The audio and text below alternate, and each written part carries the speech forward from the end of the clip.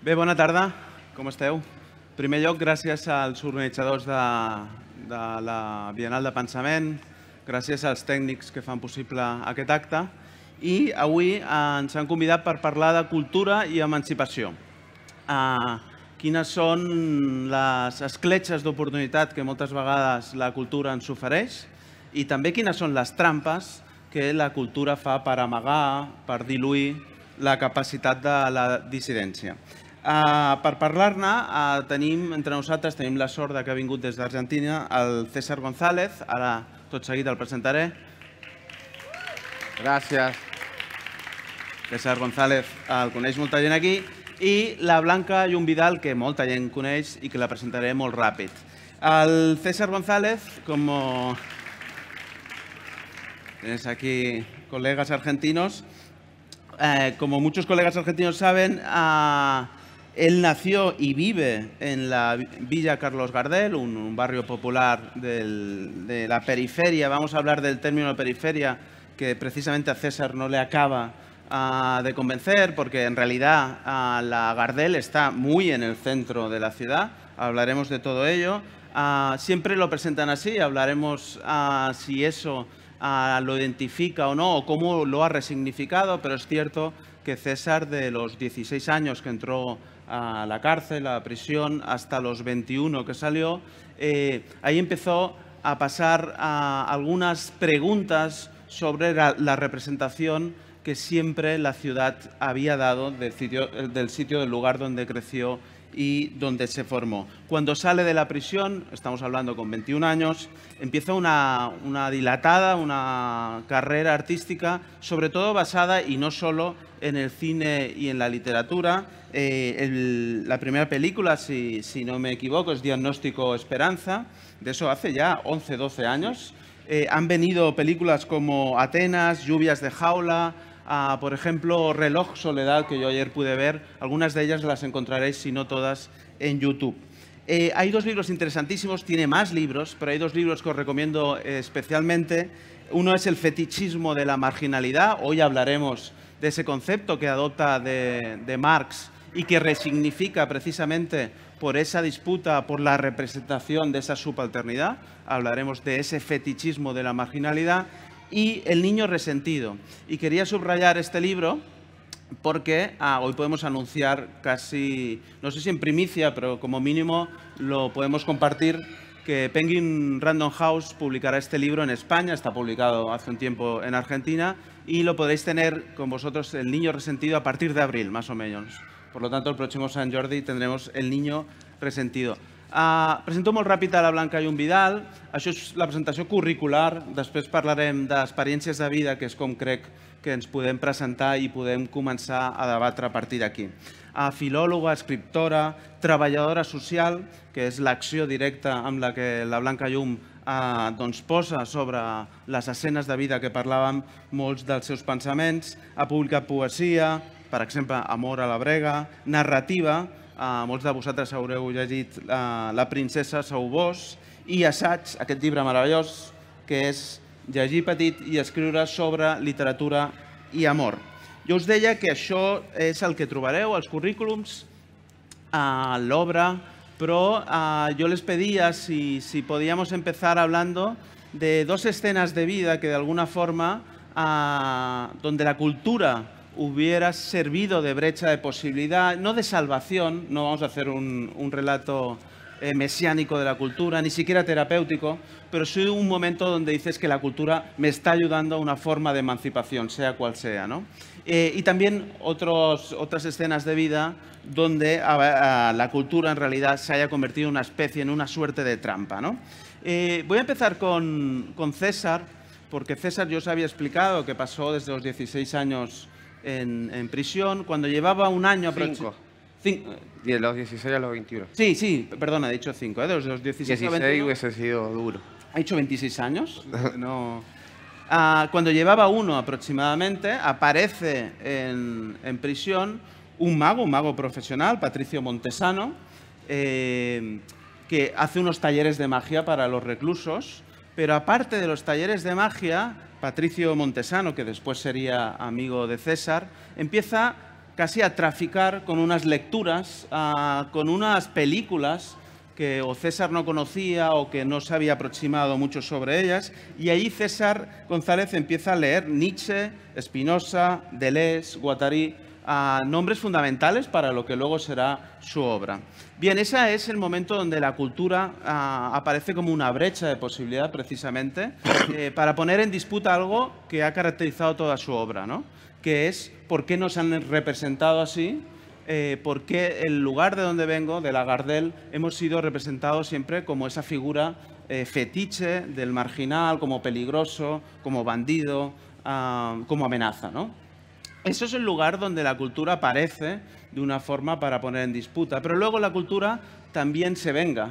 Y muchas veces cuando César González iba a presentar películas o iba a presentar libros, en vez de preguntarles sobre sus decisiones poéticas, sobre la forma estética que había decidido en cada una de esas piezas, le preguntaban por cuestiones de dónde había recibido un balazo o cómo había sido ese encontronazo con la policía. Por lo tanto, la cultura como paradoja, como una puerta que se abre, una puerta que se cierra. César ha dicho en algún momento algo que a mí me parece especialmente interesante, que nos hace pensar que en la política muchas veces se acepta mejor al villero, ¿no?, que en el arte, ¿no? Es más fácil que te expulsen del mundo de la cultura, sea cual sea ese mundo, que del mundo de la política, no?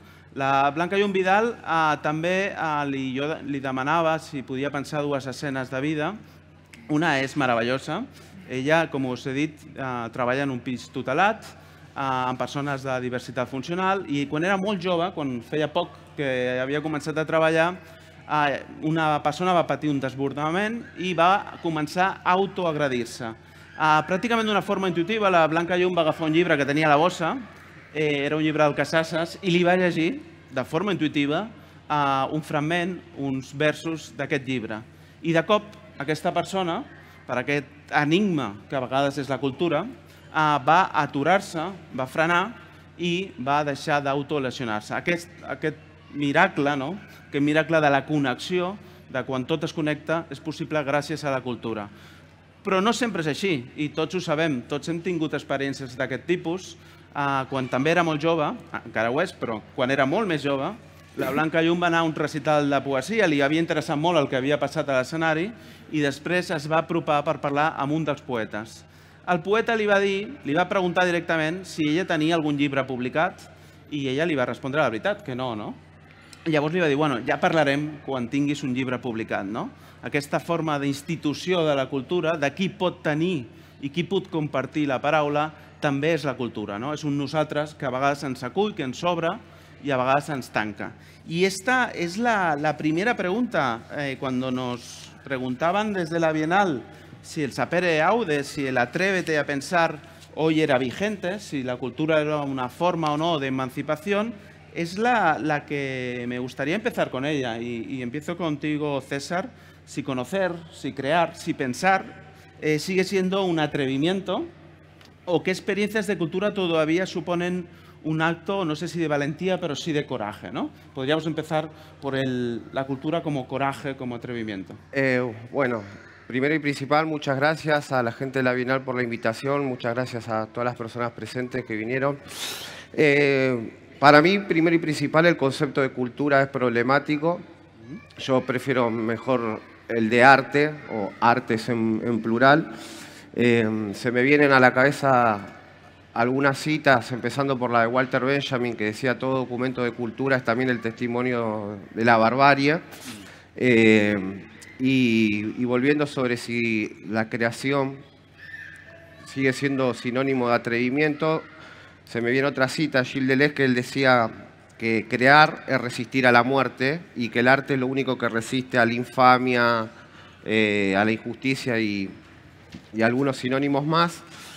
En mi caso particular, mi encuentro con el arte no es que fue en la prisión, fue previo, como cualquier ser humano que crece y te dan libros en la escuela para leer o ves películas.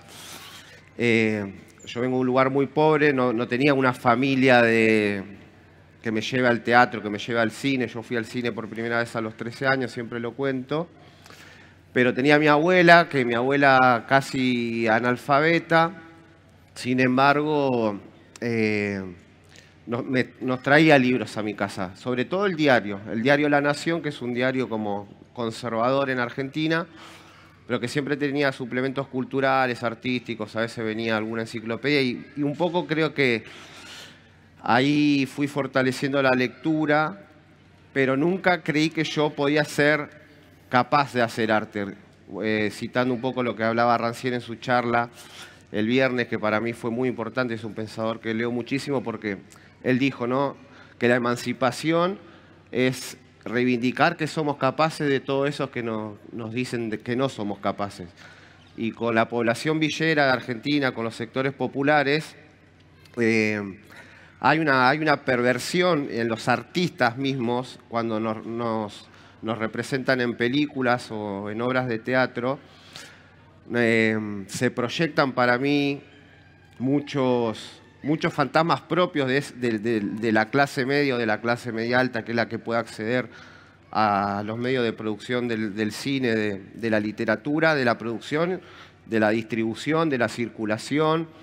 Es un círculo que se retroalimentan entre ellos y la importancia del arte en mi vida fue que lo pude entender como una herramienta ni para hacer catarsis, esto que dijiste al comienzo me gustó, ni para hacer terapia, sino para hablar de mi gente. Si bien, obvio, desde un lugar individual, porque firmo mi libro con mi nombre,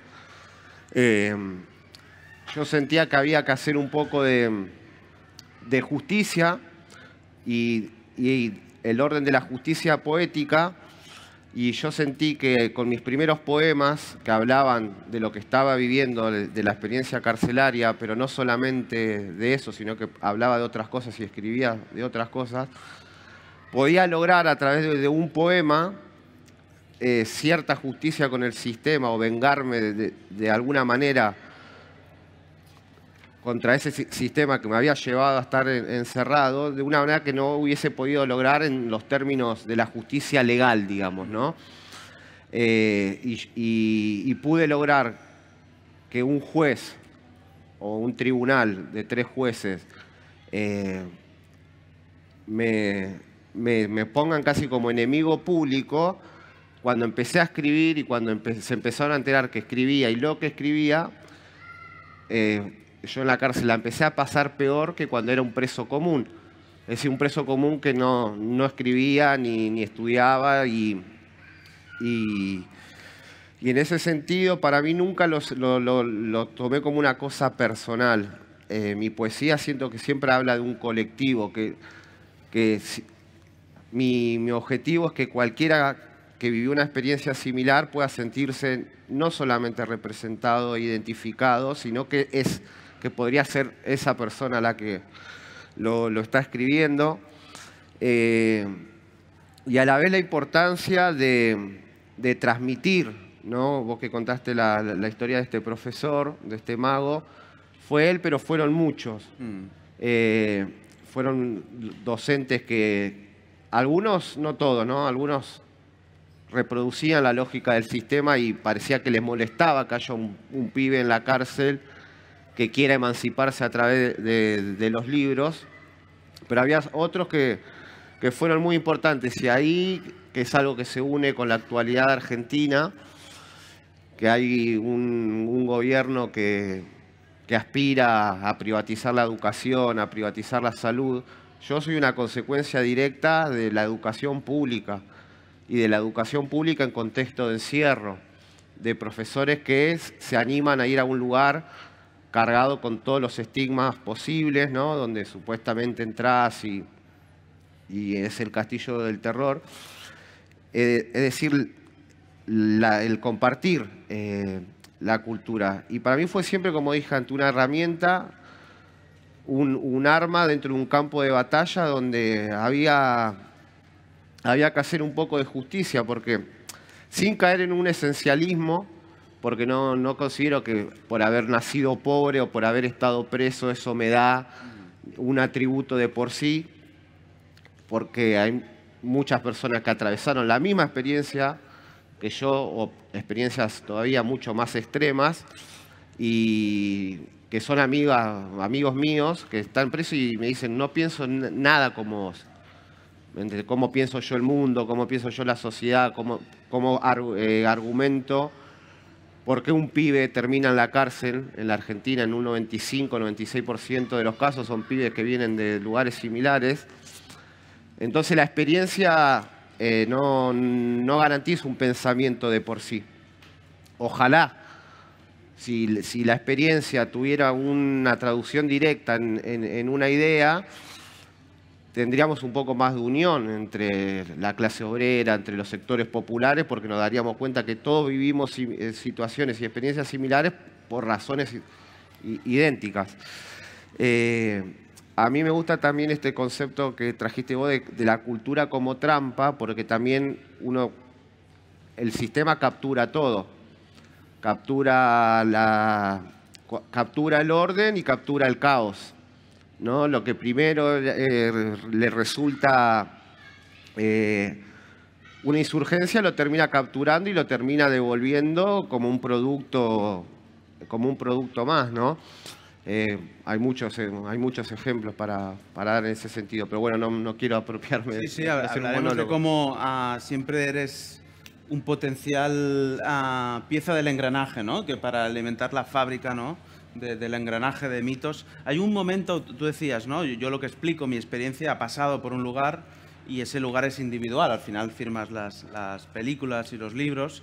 Sin embargo, hay una de tus últimas películas, que es una película corta, que es Liturgias de la Villa o Liturgia Villera. O Liturgia Villera, que una persona que aparentemente, aunque es de la villa, no tiene nada que ver contigo, que ha recibido 11 balazos. Hay un momento precioso en esa película, lo que los griegos llamaban anagnórosi, ¿no? De desvelamiento, que el tipo está explicando por todo lo que ha pasado, por toda la gente que ha conocido y ha desaparecido, y tú le preguntas, ¿y qué harías, ¿no? En la villa? Y dice, un cine. Un cine.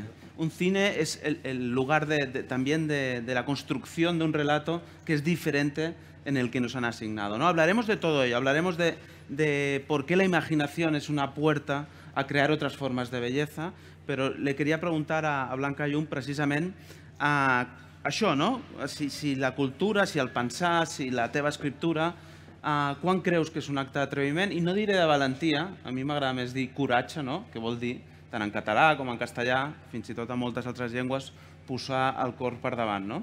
Quan notes que estàs posant el cor per davant i, per tant, que això té un sentit, no?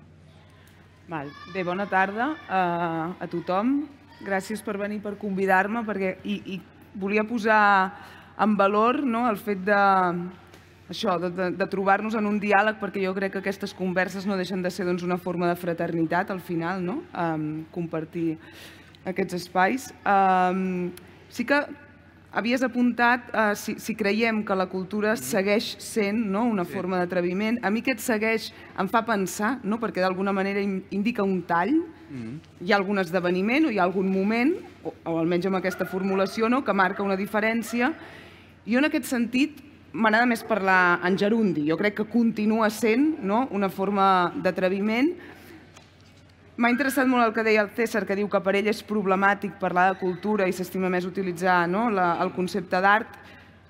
Jo, per mi, no és problemàtic. El que seria problemàtic és parlar-ne en termes genèrics. I això és una de les meves obsessions, que també apareix aquí a Llegir Petit. És a dir, parlar de cultura en general diria que pot difuminar certs privilegis i pot posar de relleu certes injustícies d'una manera bastant clara. És a dir, som aquí a Barcelona i és tant cultura catalana les subvencions que reparteix l'Institut Ramon Llull com les Roure Edicions amb tota la tasca que està fent. Llavors crec que és interessant, o a mi m'interessa especialment la concreció en aquest sentit.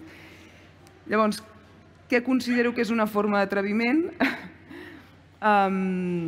Justament m'ha fet gràcia perquè ha citat un llibre que es diu Amor a la brega, que és una referència a Víctor Català, que és una autora que d'alguna manera aniré parlant, perquè per mi és un referent. Una forma d'atreviment seria, per mi, fer el que sigui perquè la cultura es vinculi amb alguna mena de reconeixement a l'altre, és a dir, amb el que tot això implica, d'assumir amb una vulnerabilitat bastant radical moltes vegades i d'assumir que la identitat no és una cosa fixa, sinó que en aquesta trobada i en aquests espais culturals de cop i volta les fronteres, diguéssim, del jo comencen a saltar pels aires. Una d'aquestes manifestacions culturals, per exemple, va ser una cosa que vam fer fa un parell d'anys al CCCB amb menors tutelats no acompanyats, i vam fer un projecte molt interessant. Hi havia creadors i això, persones menors que havien arribat feia poc i cada un treballava amb un concepte. I en el meu cas el que vam treballar és el concepte de casa i era una cosa absolutament interessant per les seves experiències i a més en aquell cas ens col·locaven l'etiqueta de creador a nosaltres quan bàsicament jo tenia la sensació que érem com si impulséssim alguna cosa, però de fet érem com una cosa molt passiva.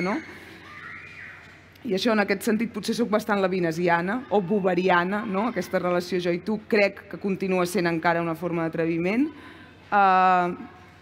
Diria que també és una forma d'atreviment tota manifestació cultural que se situï en el seu context, i tu parlaves de la zona franca, del meu treball. Per mi és important, és a dir, que la literatura no visqui sola, és a dir, que les idees no només gravitin, sinó que hi hagi alguna relació també amb l'acció directa. D'entrada són dues coses molt diferents. Ell ha explicat aquesta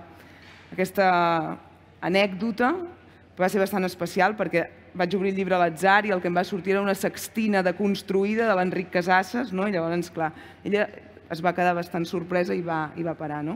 Però ja no sé ni per on hem anat. Però això, per mi és important situar i d'alguna manera ser conscient,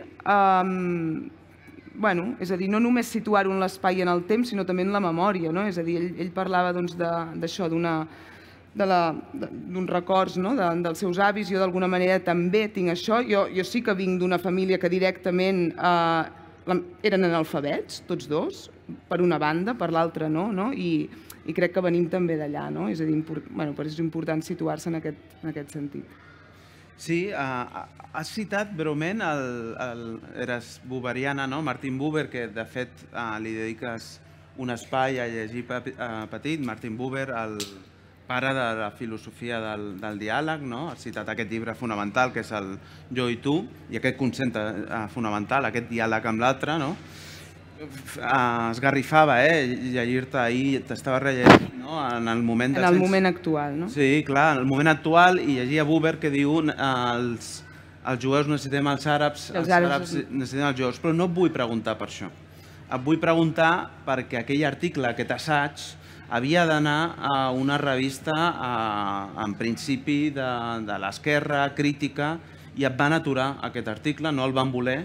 Per tant, com fem per seguir obrint aquestes escletxes de dissidència o d'incomoditat, simplement, no posem noms grans, a llegir petit, noms petits, sense ser enviats als marges. És molt fort que en una revista de pensament crític, un pensament que vol ser crític, que vol parlar d'un sionisme absolutament heterodox, no l'acceptin, que no obrin el debat, que el debat sigui sempre l'autoconeixement i l'autoafirmació.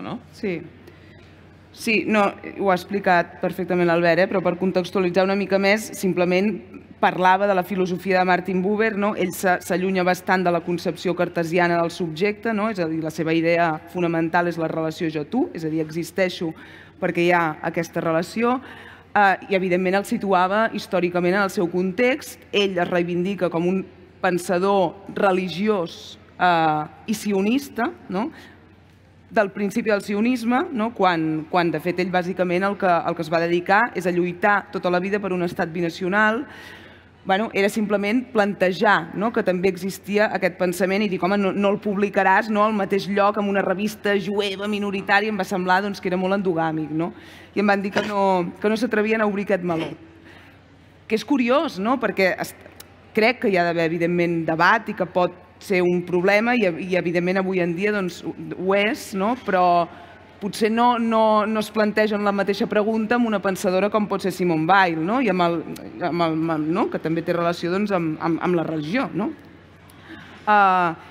com seguim insistint, no sé, jo crec que és que bàsicament és una qüestió de continuar, és a dir, de continuar i sobretot jo crec que important és no apropiar-se dels marges, no? És a dir, em sembla bàsic perquè és molt fàcil caure amb la tentació dels marges o de la minoria, és a dir, jo podria venir aquí de cop i volta i parlar en tant que mileurista, en tant que persona afectada per la crisi habitacional, en tant que dona també, podria anar afegint, no? En tant que catalana d'alguna manera travessada per la identitat xarnega, no? És a dir, podem anar-nos afegint coses, no? I de cop i volta s'estableix una batalla campal i una jerarquia moltes vegades a veure qui és el que està més fotut, no? I més marginat i qui té la legitimitat més gran per parlar de tot això. A mi personalment no m'interessa massa això, no perquè rebutgi cap d'aquestes identitats, però crec que una sola no m'explica, no? I diria que cal esforçar-se bastant i tenir una actitud vigilant en relació a això, no? És a dir, hi ha dissidències, i això té a veure també amb el que deies, que la cultura, a part d'emancipar, es pot convertir en una eina de poder, és a dir, hi ha dissidències que poden ser completament absorbides no només pel poder més evident i més violent, sinó també per la institucionalització, i això pot passar és a dir, pot passar, per exemple, se m'acut, amb el moviment queer, no? És a dir, a mi cada vegada que el moviment queer és reivindicat des de certes institucions, alguna cosa em sembla inquietant. Segurament perquè crec que el queer desapareix en el moment en què se'n parla des d'allò queer, en el moment en què se'n parla des d'un lloc determinat, saps? I llavors diria que hem d'anar com alerta a no encasillar massa aquests aspectes. Sí, y una forma de encasillar, y me sirve para reorientar la pregunta o ampliarla para César, es la construcción del héroe, ¿no? El héroe, el villano, esto en la villa lo habéis vivido muchísimo, nosotros lo hemos vivido muchísimo en Barcelona, en Cataluña.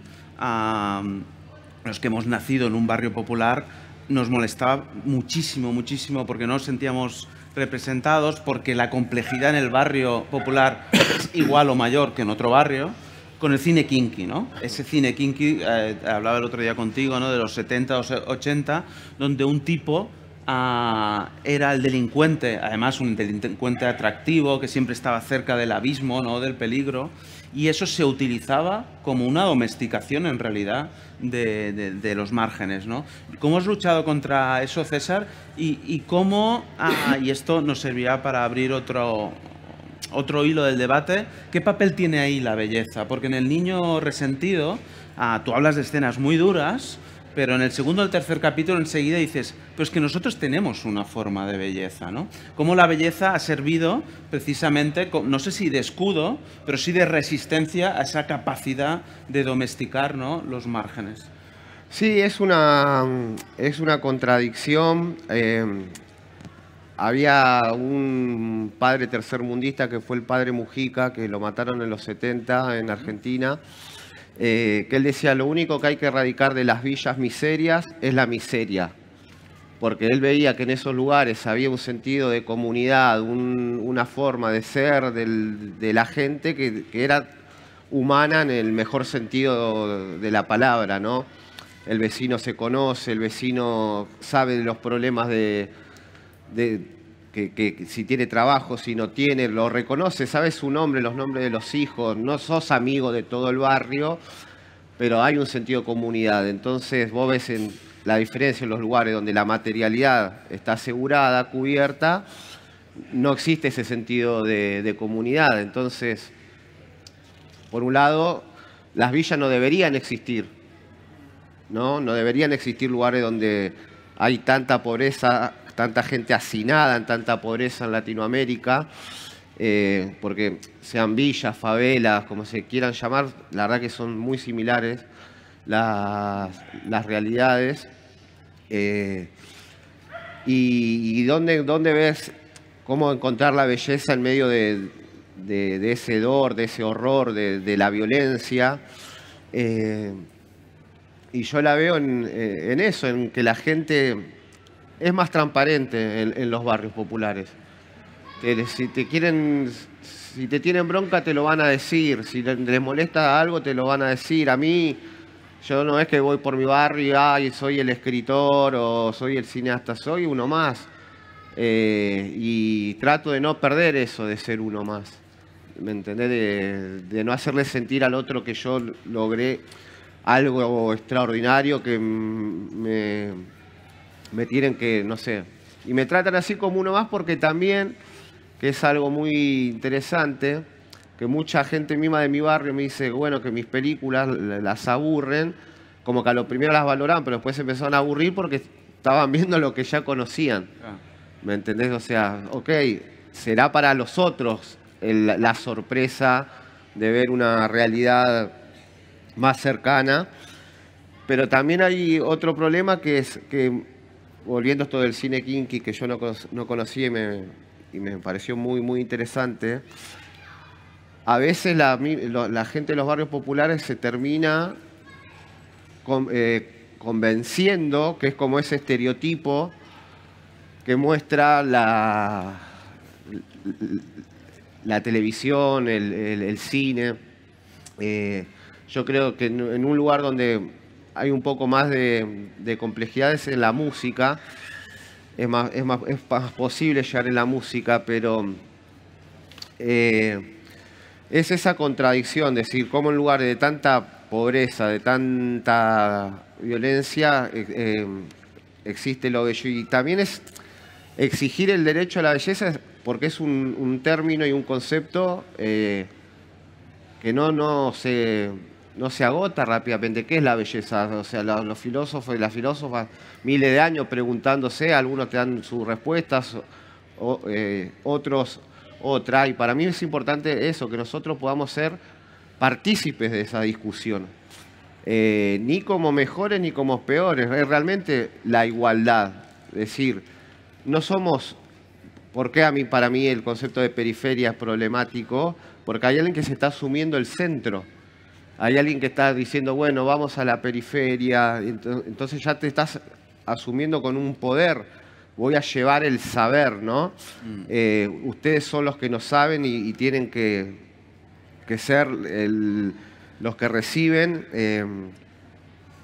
los conocimientos que no tienen. Y yo creo que en todo caso tenía que haber un intercambio, porque para mí fue muy importante que exista eso, alguien que venga, porque fue así, fueron profesores, vinieron y me dieron desde libros a la confianza, me alentaron, pero a la vez, si yo tuve un vínculo tan importante con esta persona que es Patricio, es que él nunca me hizo sentir que era un maestro, tampoco se ponía en un lugar de, bueno, porque no soy un preso, porque no soy pobre, entonces tengo culpa de algo.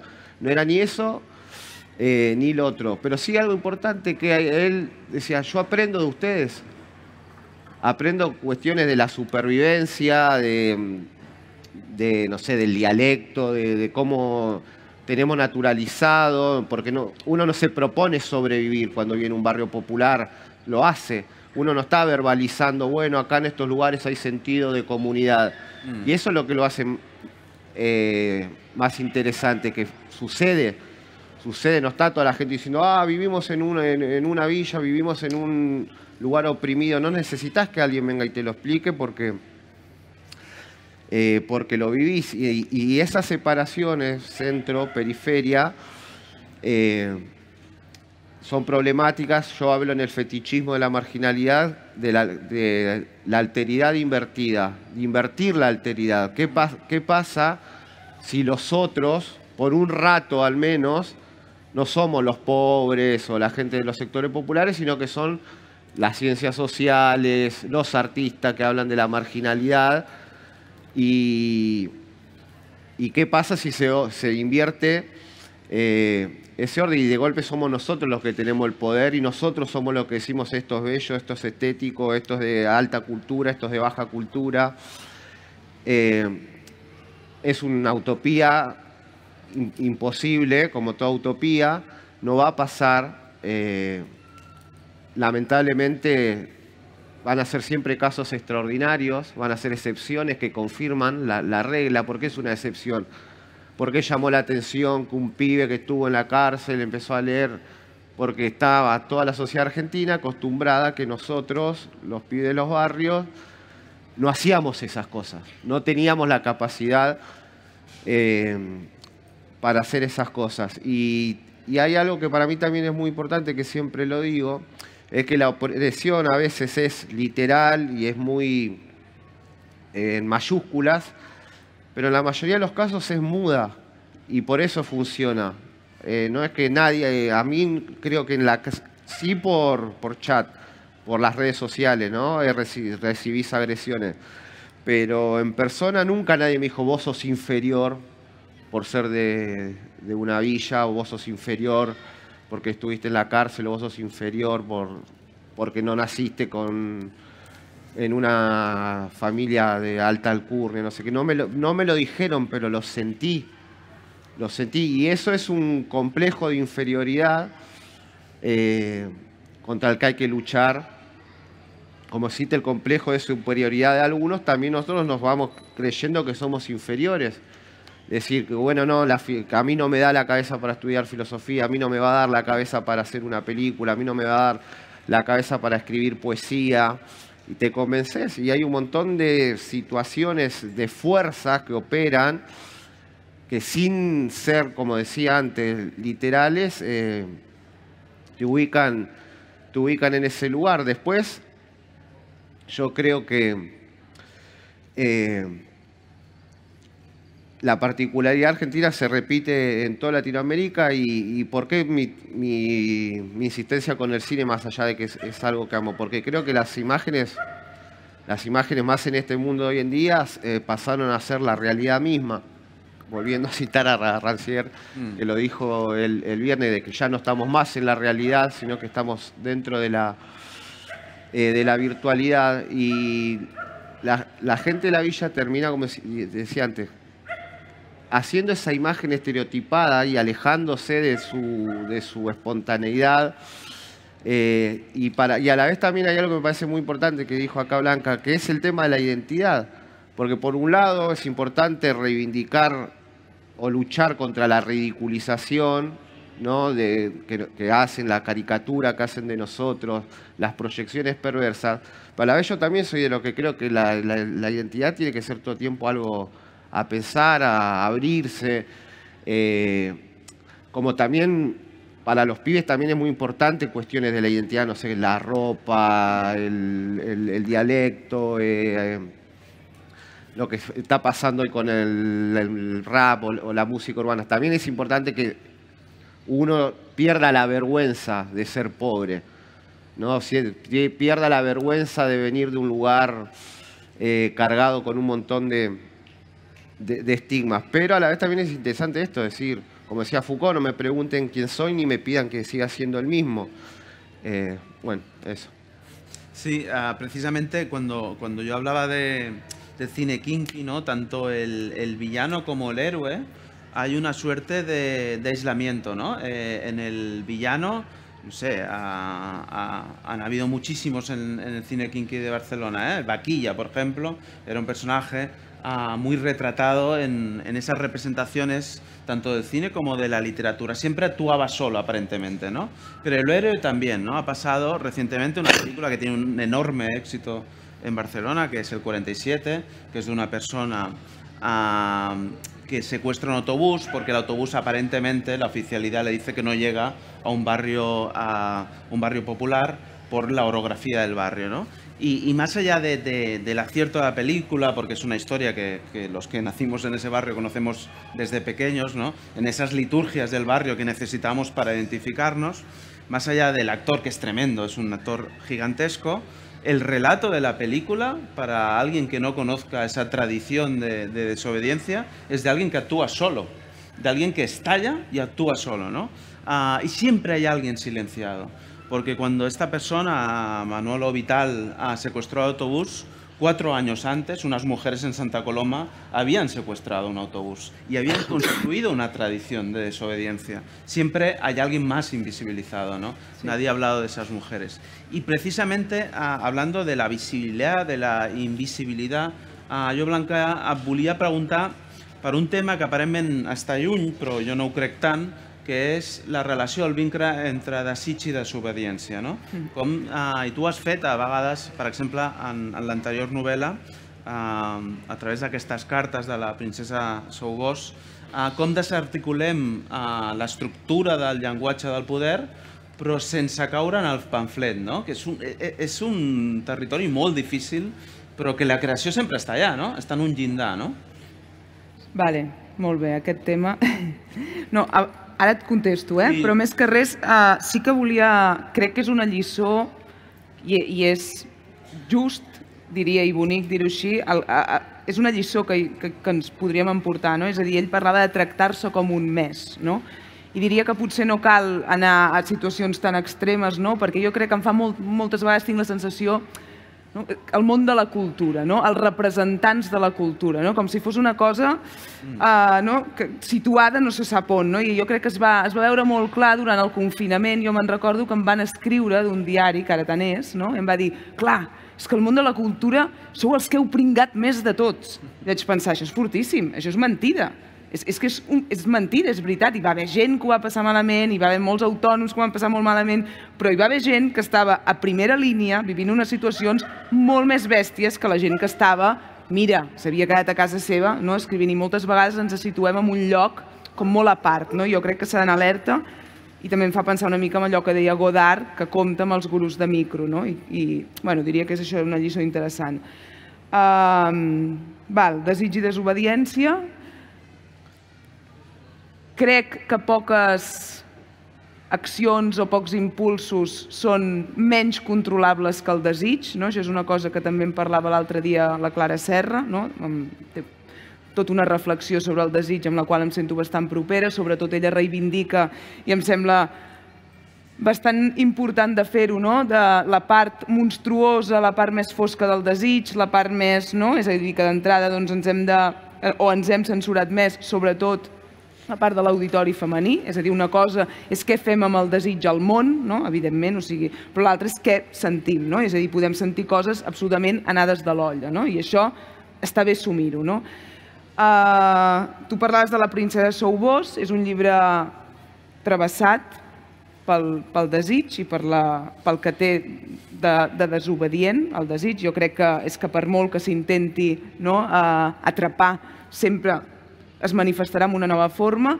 Aquest és un llibre que és una novel·la amputada, de fet, és una correspondència en la qual una dona que desitja compulsivament escriu a una persona que no contesta mai, i ella persisteix, és a dir, hi ha alguna cosa en aquell desig que la fa persistir, i no només és això, és a dir, el desig bàsicament el que li fa és tenir moltes ganes de parlar compulsivament, és a dir, parla de temes, i això, llavors, al cap de poc temps, i això potser no ho hem esmentat, però sí que em van demanar de fer un petit assaig molt breu sobre l'adulteri, i en aquest sentit sí que em vaig estar pensant una mica cap on ens porta això, és a dir, quan el desig s'ha de reprimir, o aparentment s'ha de reprimir, i a mi em sembla interessant això, és a dir, pensar que el desig, la sexualitat, etc., és a dir, no només es produeix, per exemple, un adulteri explícit a través de la sexualitat, és a dir, hi ha moltes formes de ser adúlter, podem ser adúlters, jo crec, a través del llenguatge, podem ser adúlters a través del pensament, però en qualsevol cas crec que la relació del desig i la desobediència és fonamental, perquè de fet el desig crec que situa el subjecte que desitja en una posició absolutament contradictòria, les fronteres es van esborrant tota l'estona, i et converteixes en una mena de subjecte afuadís, és a dir, una cosa rizomàtica que és pràcticament impossible de col·locar en un sol lloc. També en aquest sentit, potser o a mi m'interessa tornar a llegir Sade, que és segurament un dels pensadors més lúcids i més incòmodes, un dels pensaments més il·lustrats i a la vegada més anti-il·lustrats, més cruels i més emancipadors a la vegada en relació al desig, i això.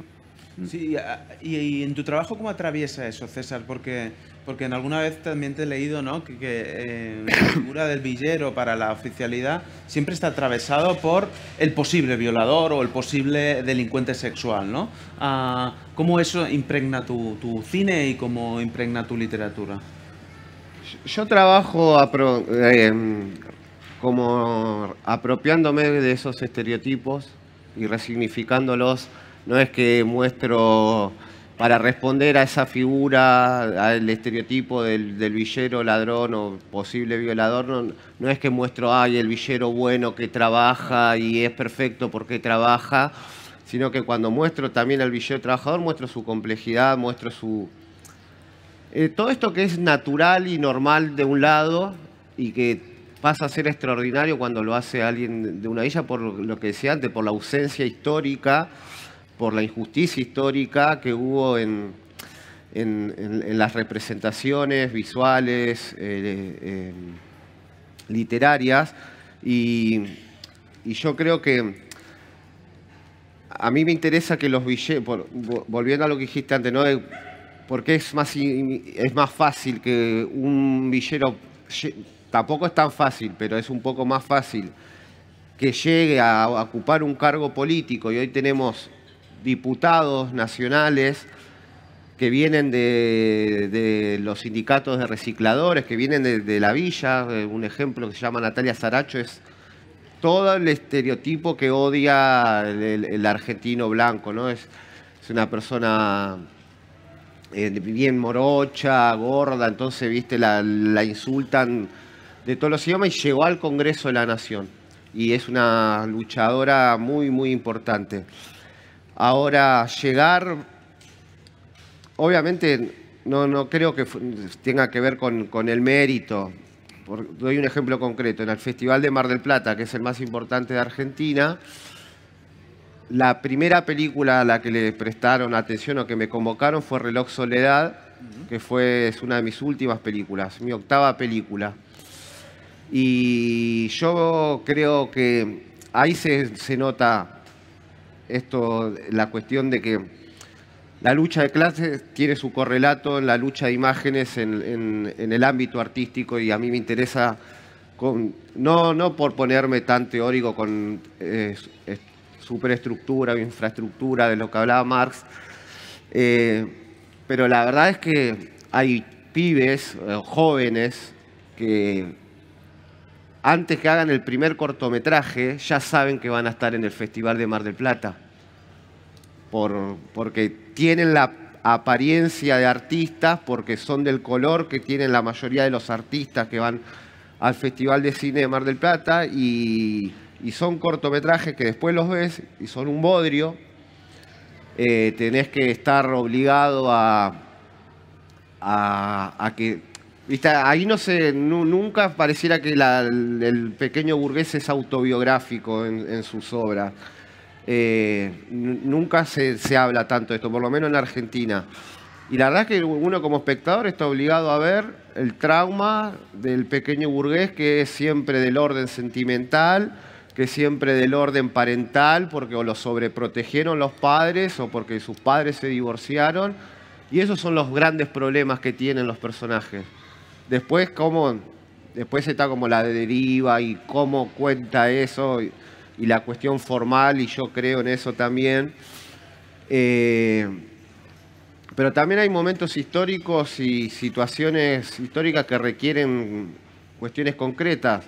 Yo no creo, por ejemplo, que el panfleto sea un mal por sí mismo. Hay veces que, por ejemplo, el año pasado, en la campaña contra Milei, para mí era muy importante ser absolutamente panfletarios. No había otra manera de que la gente, no podíamos ponernos poéticos ahí, líricos, simbolistas, no podíamos hacerlos surrealistas. Teníamos que ser realistas, ultra realistas, hiperrealistas, porque el tiempo lo demandaba. Después otros tiempos hacen surgir movimientos que tienen más que ver con el orden de lo imaginario. Entonces yo creo que hay que pensar, obvio, estoy acá, ¿no? Me invitaron desde Barcelona, yo viniendo de allá, pero creo que si hubiese nacido en otra clase social y te dedicás al arte, el camino es más corto para llegar a un festival, para llegar a una feria del libro, para tener un circuito que te vaya alimentando, ¿no? Y volviendo a esto de que es más fácil de que llegue en la política, es porque lo veo eso, digo, yo tuve que luchar y recién, no sé, ahora me están en el cine nacional, yo nunca filmé una película con presupuesto, solamente una y un presupuesto muy acotado. Entonces la limitación técnica me obligó a la resolución poética, por decirlo de alguna manera, y no fue fácil, o sea, el cine es un arte muy elitista, para cualquiera es difícil, no solamente para los que vienen de sectores populares, es en general muy, muy difícil, pero creo que es un arte donde hay que combatir, es un campo de batalla, y como todo campo de batalla hay que intentar ganar la batalla. Bueno, Samuel Fuller en Pierrot Le Fou dice eso, ¿no? El cine es un campo de batalla, y yo, bueno, empecé filmando con una Handycam, pero nunca lo vi como un problema. Nunca vi como diciendo, bueno, esto es cine amateur, algún día espero filmar. Obvio que espero algún día filmar una película con un mínimo presupuesto, pero hay algo que es fundamental para mí, es que nunca va a haber justicia en la cultura. Nunca va a haber justicia, porque para que haya justicia hay que igualar estadísticamente la cantidad de obras. Entonces uno tiene que entrar a una biblioteca y tiene que estar repartida de una forma más o menos igualitaria, todos los colectivos, si se quieren. Y lo que vamos a encontrar siempre van a ser, en su mayoría, autores y autoras de un origen social más o menos parecido. Entonces, para igualar más o menos la cultura tiene que haber un montón, pero una cantidad abrumadora de obras en circulación, y no que sean marginales. Yo también celebro que exista. Para mí fue muy importante que me edite Penguin Random House, entendiendo que es una corporación. Estos libros, los primeros, son editoriales independientes. Pero no porque, bueno, llegué a Penguin Random House, porque digo, no creo en el afuera. Primero, no creo en el afuera. No creo que alguien pueda decir, yo estoy afuera del sistema. Lo dudo, aunque esté desconectado del celular, en medio del monte. No existe el afuera para mí. Entonces, como no existe el afuera y todo es un interior, digamos, el mundo es cada vez... Seguimos como en pandemia en ese sentido, es decir, estamos adentro de algo, no podemos salir, es imposible salir. La única salida sería para mí la muerte, porque es la única salida concreta que conocemos a esta vida. Y luchar desde adentro y no hacer una épica de la precariedad tampoco, de la precariedad en la forma de la creación, sino que quiero algún día filmar como se tiene que filmar, con las cámaras que se tienen que filmar, sentir, no por un placer, sino porque es un acto de justicia, irrisorio, leve, pero un hecho de justicia al fin de cuentas. Es interesante lo que decías de que el panfleto no es negativo por su naturaleza. El panfleto también puede ser poético, porque lo poético y lo lírico no siempre van de la mano, ¿no? Hay muchas formas de poética.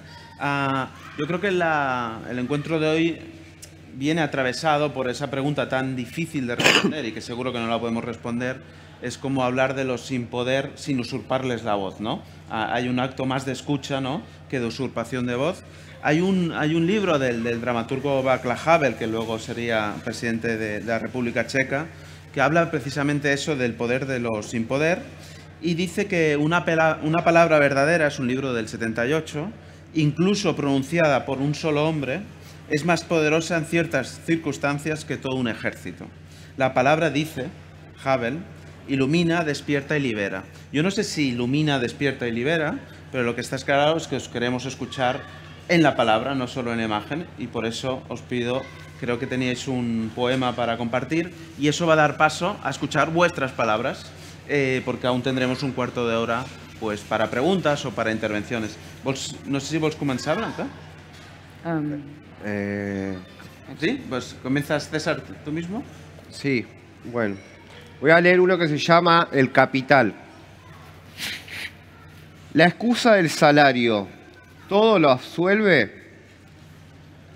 La carnada de exaltados carteles, besando los pies de una foto. ¿Cuántas horas dedica alguien a ese cartel? Un capitalismo de lemas orientales nos ofrece con letras grandes y promesas espirituales el último automóvil. Una frase sagrada sale a la casa de nuestras cuotas sin intereses.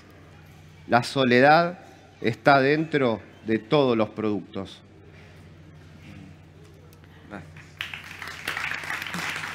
Gràcies.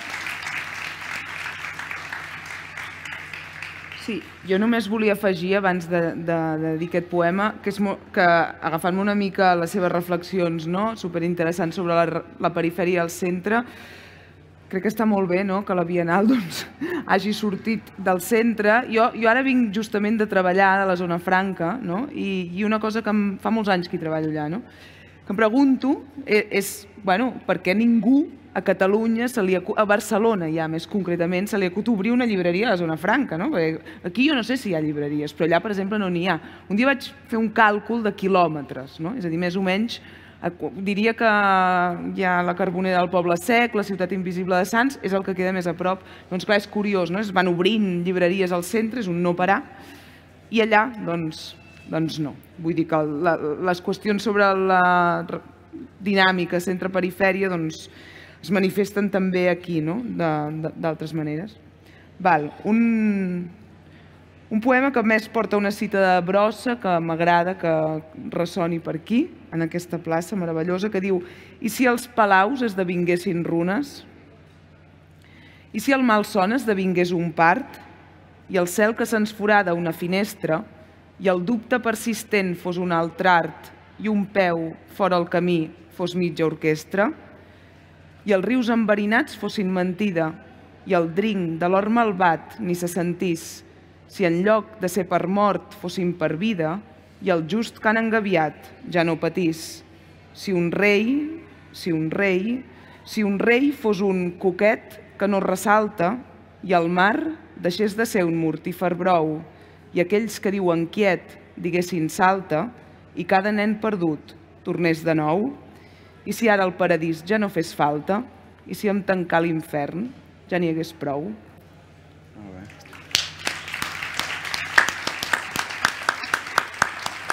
Moltes gràcies. Doncs tenim un micro i no sé qui vol començar. Podeu preguntar-li a Blanca Llum o al César o simplement a reflexionar, pensar junts, que és el que ens convoca. Qui vol començar?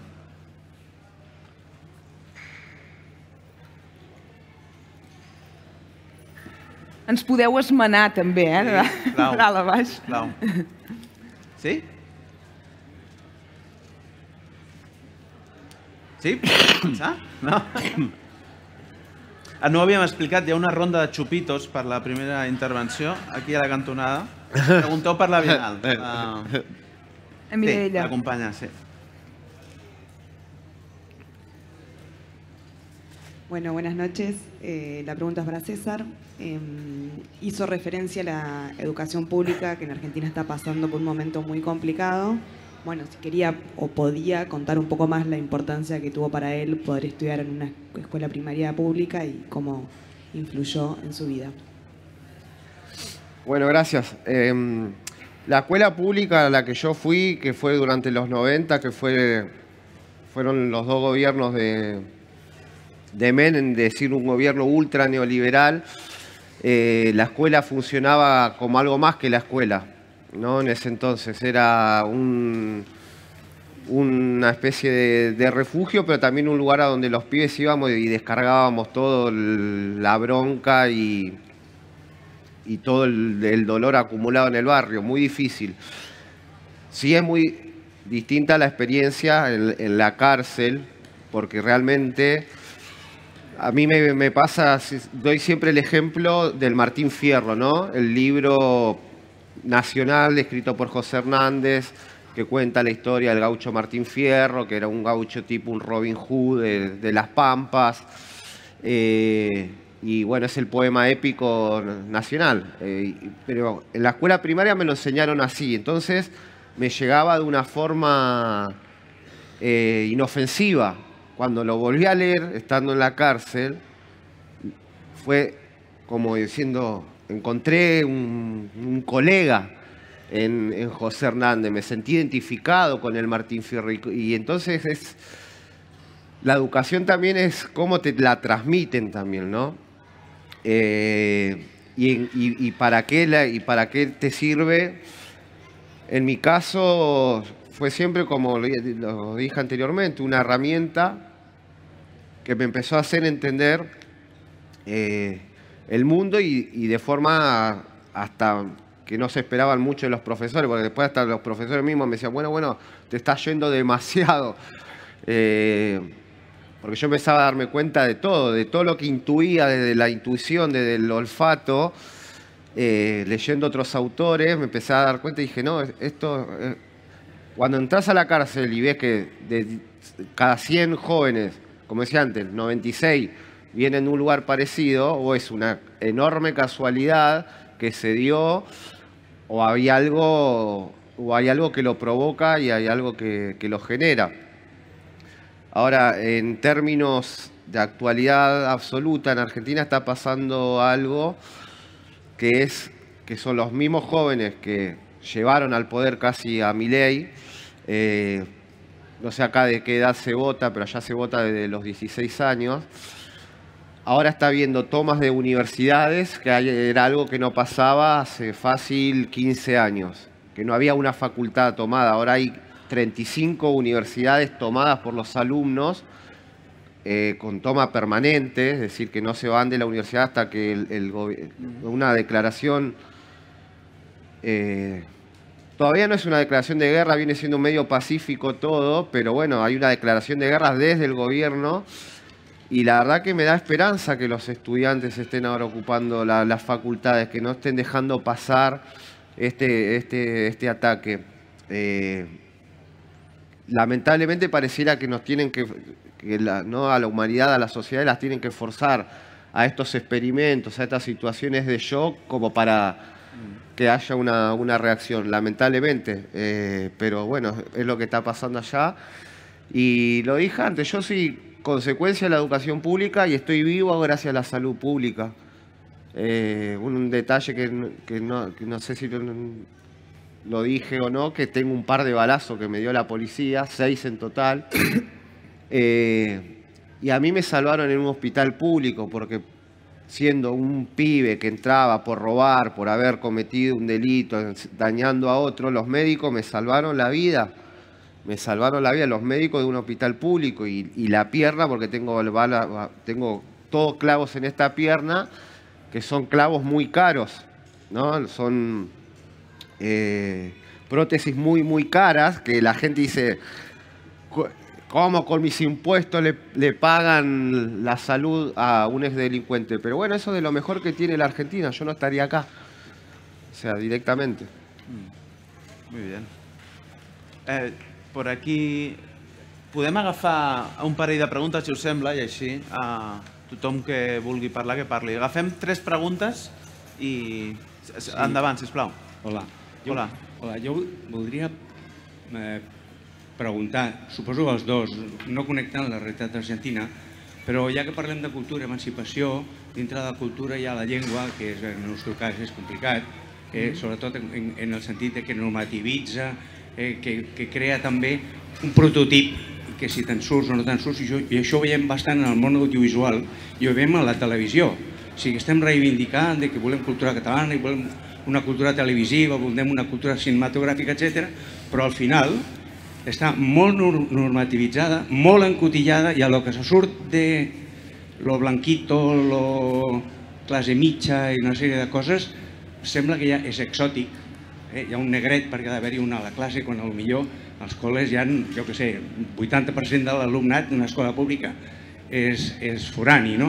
Tot això també entra dintre de la cultura i de l'emancipació d'aquestes persones que són invisibilitzades o maneres de gent que convivim entre nosaltres i que són invisibilitzats. Bueno, m'estic enrotllant molt, però no sé si això pot concretar una pregunta que jo crec que no connecta amb la realitat argentina, ho sento. Molt bé. Agafem alguna intervenció més de companya, crec que al costat, no? Sí, per favor, sí. Sí. Un par de intervenciones más y así cerraremos. Yo quería preguntar respecto a esto que estamos hablando como de la emancipación, si creen que como, teniendo en cuenta que la realidad de hoy creo que está muy dictaminada, como la cultura creo que está como muy determinada de qué es lo que entra y lo que no entra en cultura, ¿cómo se hace para generar realmente una emancipación dentro de ese sistema de la cultura que sea como más representativo de cosas alternas sin caer en esto de el héroe o de representar, no sé, colectividades que quizás te pones el nombre de otros problemas que no son tuyos? ¿Cómo hacer para realmente emancipar como voces más individuales sin tener que caer en estas cosas como mencionaban de héroe y tal? Muy bien. Y aquí hay también una intervención y la... Aquí al principi, sisplau. Hola, yo quería preguntar sobre el origen de Carlos Gardel. Bueno, mi abuelo era uruguayo, era de Montevideo. Saber si, para mí, Carlos Gardel fue el más grande de cantante de tangos que ha existido. No queda muy claro el origen, si era uruguayo, dice. Argentino. O francés. Argentino. Vale, bueno, eso sí. Bueno. Y cómo ha influido en la gente humilde, o en las personas de allí, porque era un ídolo. Y luego otra cosa que, bueno, quiero hacer una denuncia pública, aprovechando que estamos en la Bienal del Pensamiento, sobre la falta de residencias para personas discapacitadas intelectuales y de trastorno mental. Porque, por desgracia, tengo un caso muy directo en mi familia i no hay residències. Públiques no, molt poc. Bueno, les hay, però molt poques, evidentment, i quan has dit que estàs en un pis tutelat, no sé si és d'aquest sector, entenc que sí, de diversitat. Després, si podem parlar una mica, quan acabem, t'ho agrairia, perquè es molt greu el que està passant. Es grave, por eso lo he dicho en castellano para que todo el mundo me entienda. Es grave la falta de dinero que se invierte, o sea, que no directamente, no hay presupuesto, no crean plazas, o sea, no construyen residencias, no hacen nada, y estas personas pues no tienen lugar donde vivir, están con sus familias mal, muchas veces. Gracias. Gracias a tú. No sé si quieres recoger tu César. Gardel, evidentemente. Gardel. Sí, claro. Y si no era argentino, hizo su carrera, brilló en Buenos Aires. Esta pregunta es muy parecida, si es mejor Pelé o Maradona, sí, que sale en El niño resentido, en una escena memorable, que no haré spoiler, pero es casi una escena fundamental de la novela. Sí, bueno, a ver, para la gente que sepa, el barrio... Si me agreden por aquí cuando decía el barrio donde la pregunta, El barrio donde yo vivo se llama Barrio Carlos Gardel, pero no tiene nada que ver con el cantante, simplemente porque la única calle de asfalto que había... en realidad fue un asentamiento, es decir, fue gente que no la fueron expulsando de la ciudad de Buenos Aires y fundaron la villa. Mi abuela es una de las fundadoras de la villa y como era la calle más cercana le pusieron Carlos Gardel, que era esa. Pero a la vez eso creó un sentido, porque si vivimos en el barrio del cantante, de uno de los cantantes más maravillosos que dio nuestro pueblo, que fue el Ladrón, que vivió en lugares muy, muy pobres y que llegó hasta donde llegó. Hasta inconscientemente algo te va influenciando y en mi caso inspirando. Sí.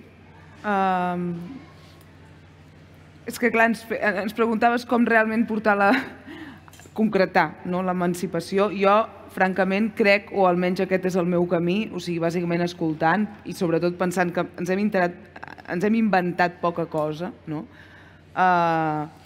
I crec que això té molta relació amb el que tu deies, Albert, i una mica també per tancar, no? És a dir, com parlar dels marges sense apropiar-nos d'aquesta veu, no? Llavors, en aquest sentit, és que, bueno, doncs tenim hi ha moltes obres, no? És a dir, artístiques, literàries que han fet això. I se m'acut, per exemple, pensar en la poesia d'un dels grans poetes del segle XX, que és Paul Celan, no? És a dir, Paul Celan no és un autor que de cop i volta parla pels 6 milions d'exterminats, no? És un autor que parla des del seu costat, no? I a més, de fet, és un autor que en parla tant des del seu costat i evita tant la fusió amb ells i evita tant apropiar-se de la seva veu que tota l'obra es produeix una mena de desdoblament del subjecte. És a dir, hi ha un jo històric que parla amb un tu líric, que és la mateixa persona. Llavors, com concretar tot això, jo diria, o almenys és el meu camí, bàsicament, parar amb l'orella.